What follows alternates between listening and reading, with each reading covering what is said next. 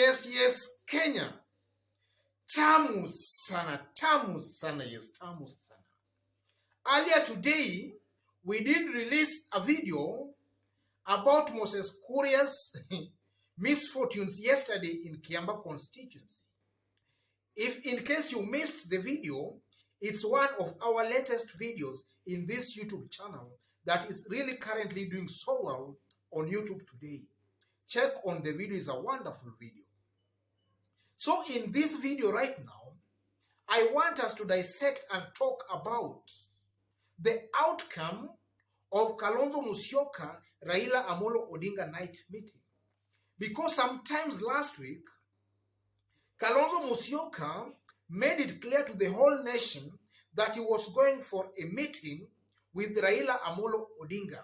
And specifically, he clarified that they were going to talk about the political parties' funding and nothing else. So in this video right now, I want us to dissect and analyze the outcome. So in case you've just bumped on this YouTube channel, kindly subscribe and also give this video a like. Give it a like, please. Thank you. And to our continued fans and subscribers here, I also kindly request you to give this video a like. Give it a like, please. Thank you again. Yes. Straight away to our discussion now. Yesterday, the government released about 519 million Kenya shillings to the political parties' funds. And then out of these 519 million Kenya shillings, Registrar of Political Parties, Nancy Nderitu, gave Jubilee Party about 350 million Kenya shillings and ODM Party about 150 million Kenya shillings. Yes, that's the money that was given out yesterday. And then from these political parties' funds, is based purely on two aspects. First of all, it's based on the number of elected leaders a political party has, and then it's also based on the number of votes a presidential candidate gets in an election. So in the last election of 2017, ODM party pulled out of the presidential race. So in this disbursement, ODM party was not allocated the money for the presidential election, but they were given money based on the number of members of parliament they had, or rather based on the numbers of elected leaders they had. So yesterday, ODM chairman Mbadi also was roped into the whole issue.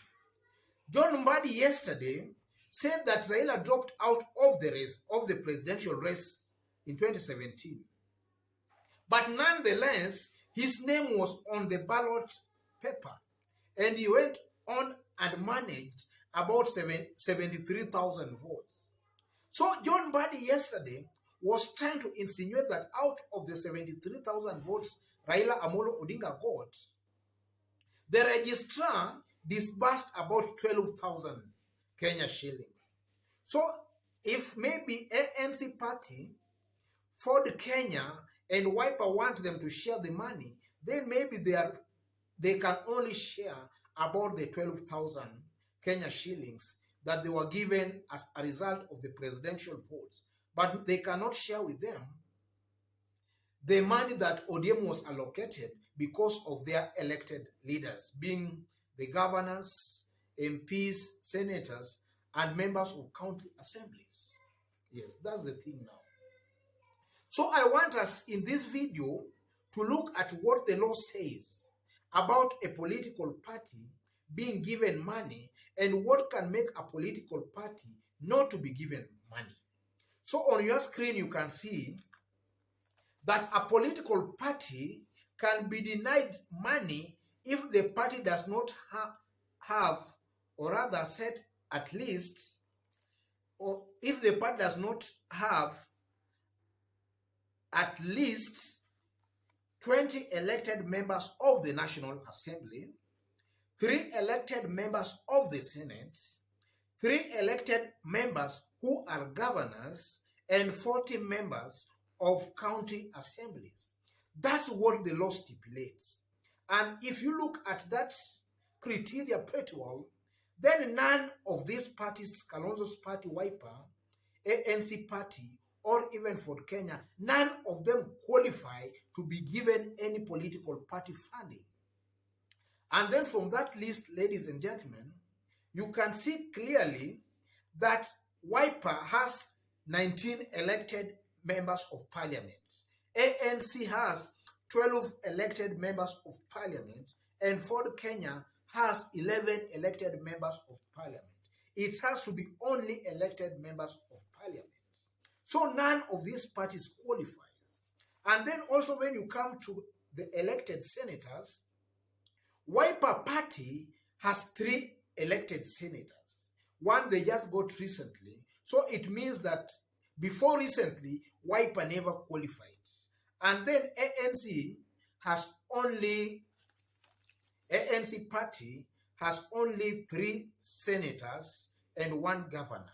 Ford Kenya has 1 senator and no governor. So none of these parties qualifies for any funding. And also yesterday, when disbursing the money, and Nderitu also made it clear that only ODM party and Jubilee party merited the amount, because it's only those 2 parties that qualified for funding. Yes, that's what the law says. So legally, Musalia Mudavadi's party, Ford Kenya and Wiper, they are not entitled to any money from the exchequer. So Raila Amolo Odinga legally is not obligated to give any of them any amount of money. But nonetheless, ladies and gentlemen, if you look at one of the daily newspapers, there is a story captured there that when Kalonzo and Raila met for their night meeting, Raila Amolo Odinga might have softened his stand, and maybe he's mulling of a possibility of sharing this money with some of these coalition partners, being Wiper, Ford Kenya, and also ANC party. And you can see the speed with which the exchequer has also disbursed the money. That really tells a lot, ladies and gentlemen.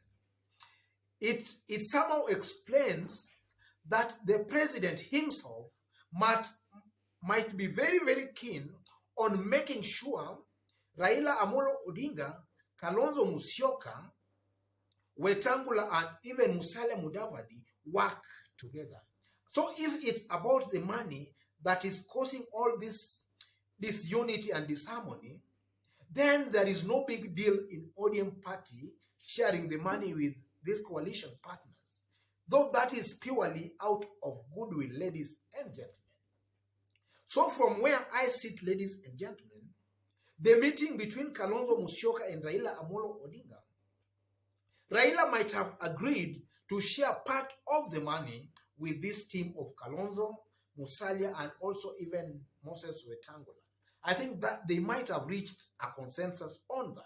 But now again, what does that tell about our Kenyan politicians? You know, Kalonzo Musyoka knows for a fact that under the law they don't qualify to get the political party's funds. But nonetheless, they are insisting that they must be given the money. This to me is some kind of twisting ODM party because of 2022 elections next year. Kalonzo Musyoka and their team, they know pretty well that maybe Raila Amolo Odinga might be very keen on working with them in next year's elections. So they just want to twist Raila Amolo Odinga into giving them money. And this explains sometimes why in our Kenyan politics, after a leader is elected, we start seeing some signs of betrayal. It's simply because the leader was elected, the people who combined forces to make sure they support the leader, they never supported the leader because they believed on his capabilities, but simply because they supported the leader because maybe something was given unto them. They were induced with something. And that explains as to why in each and every election year we see of things like betrayal. The recent case being this one of Uhuru and Ruto, because I strongly believe that behind the scenes, these leaders are always compromised, or rather they're being given something behind the scene to support one another.